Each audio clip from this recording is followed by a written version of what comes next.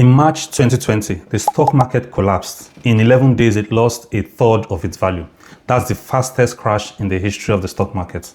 But here's what most people don't know about that crash.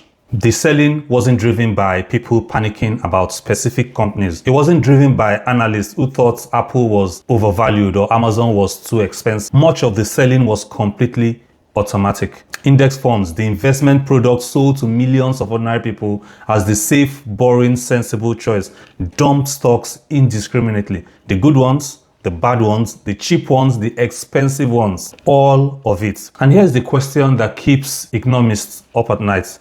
What happens to the financial system or the stock market when trillions of dollars are invested by people who have deliberately chosen not to make any decision at all? Today we are going to find out, and I promise you never look at your ISA or the stock market or investing in index funds the same way ever again. But let me take you first back to 1987.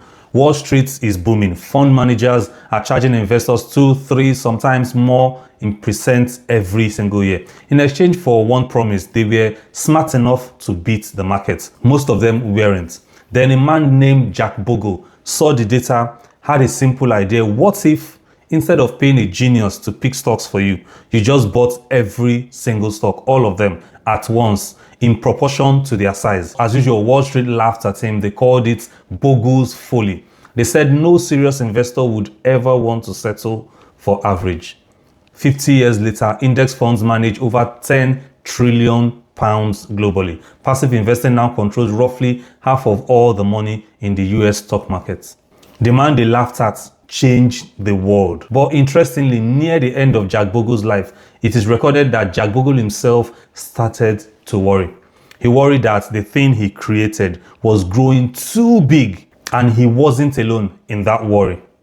Now, imagine a town with one auction house. Every week, locals bring things to sell, painting, furniture, old books, and buyers come in, look everything over, argue about what, and the price gets set, right, based on that argument. Now, imagine one week, nobody shows up to bid except one buyer, and that buyer doesn't look at anything. He just pays whatever the last auction decided without checking if the painting was genuine, if the furniture is damaged, or if the books were actually valuable. What happens to the price in that auction house? They stop meaning anything. That's what happens. That is the index fund problem. In plain English, in a healthy market, active investors do the work of figuring out what things or companies are worth. They read manuals, they read financial reports, they model cash flows, they ask uncomfortable questions at meetings. All that arguing and analysis is what creates an actual price. Index funds don't do any of that. They just buy whatever it's in the index at whatever price it's currently trading. That means index funds are only a good deal because active investors do all the work. So theoretically, the more people pile into index funds, the fewer active investors are left to do that work. It's a free rider problem, right? Index funds investors are getting a free ride using price signals created by active investors. And there's a mathematical endpoint to this. If, for example, passive investing reaches 100% of the market, nobody is left to value anything. Prices become arbitrary, just like the auction house we spoke about. That means that companies that should be falling get propped up, and companies that deserve more capital get starved just because they are small. The whole system, the system that allocates money to the businesses that deserve it, quietly stops working. The data shows that we are not at 100% of that scenario yet. The market is roughly 50% passive, 50% active.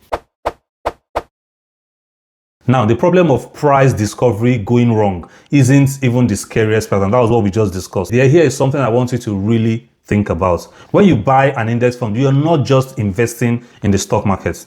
You're handing your money and your shareholder votes to someone else. That's what it really means. Specifically, you're handing your money to one of 3 companies, or most people, right? And that is BlackRock, Vanguard, or State Street. These 3 firms, the big 3, now collectively manage somewhere in the region of $20 trillion in assets. That number is so large, it barely feels real, right? To put that in context, the entire GDP of the US is 27 trillion. And because so much of that money is in index funds, the big 3 are now the largest shareholders in almost every significant company on it. Apple, Microsoft, Amazon, Google, Tesla. Pick any company in the S&P 500. There is a near certain chance that BlackRock, Vanguard, or State Street is in the top 5 shareholders. Now think about what that means. If you don't get it, I'll explain to you. The same 3 institutions own massive stakes in every major airline, every major bank, every major pharmaceutical company, every major supermarket, every major tech company. Some economists call this common ownership. And their research suggests it may contribute to less competition, higher prices, fatter margins, all at the expense of customers like you and me. While regulators in the US, UK, and Europe are now looking into this seriously. That's not nothing. And here is the deepest irony of everything, right? You invested in an index fund to avoid giving power to Wall Street, or partly. But in doing so, you've handed your money and power to an even larger institution than the fund manager of one small company or numerous companies. Now, you might be tempted to think, okay, but index funds have performed brilliantly, so how bad can it really be? Fair point, but consider this, right? During the COVID crash in March 2020, index funds didn't distinguish between a company with no debt and £2 billion in the bank and a zombie company barely staying alive on government support. They sold both equally and automatically. And when the market bounced back, they bought both back equally and automatically. No thoughts, no judgment, no signal sent to the economy about which businesses deserve to survive and which does not. There is also a subtler danger hiding inside the index funds themselves.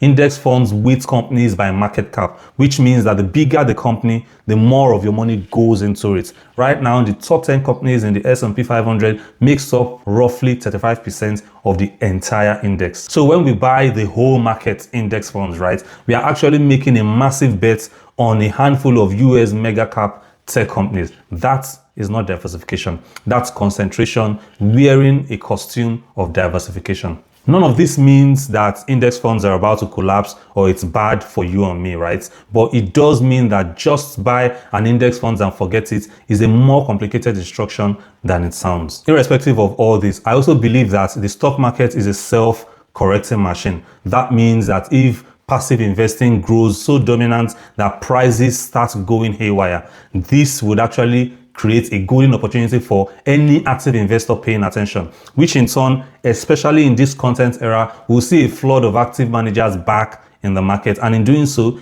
that would restore order. Jack Bogle himself estimated the system would naturally stabilize somewhere around 75% passive. After that, active investing would become attractive enough to pull money back in. Currently, we are at 50%, so we still have a bit of runway, right? But, and this is important, the market will self-correct eventually. It's cold comfort. If you're caught in the chaos of the transition, eventually doesn't protect your retirement account next year if you're caught in that chaos. So the question isn't whether the system will fix itself or the system fixes itself. The question is, are you positioned intelligently while it does?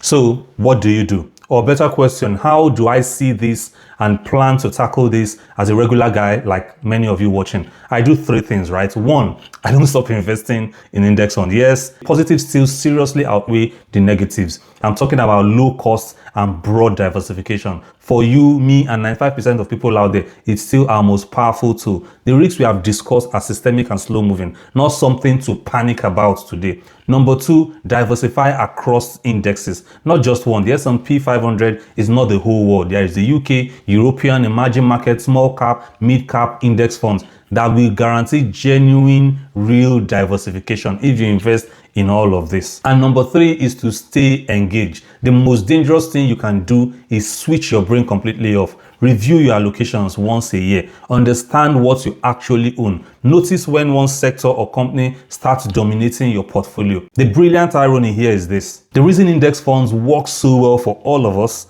is because enough people are doing the thinking that we are not doing, right? So we don't need to do their jobs, but we need to know that the job exists. Here's the truth about index funds. They are one of the greatest financial innovations in history. Jack Bogle gave ordinary people a tool that genuinely leveled the playing field, but they are not magic.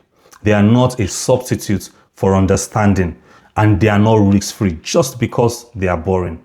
The real danger isn't index funds. It's blind, passive, unthinking investing in any form or shape. So, and the investors who will come out ahead over the next 20 or 30 years are not the one who picked the best stocks. They are the ones who understand what they own, why they own it, and the risks that are actually involved. You just became one of those people. If this video changed how you think about your investments, I want to know in the comment section. Drop a comment answering this one question: what percentage of your portfolio is in index funds right now? No wrong answers. I genuinely want to see where people are, and I'll reply to as many as I can.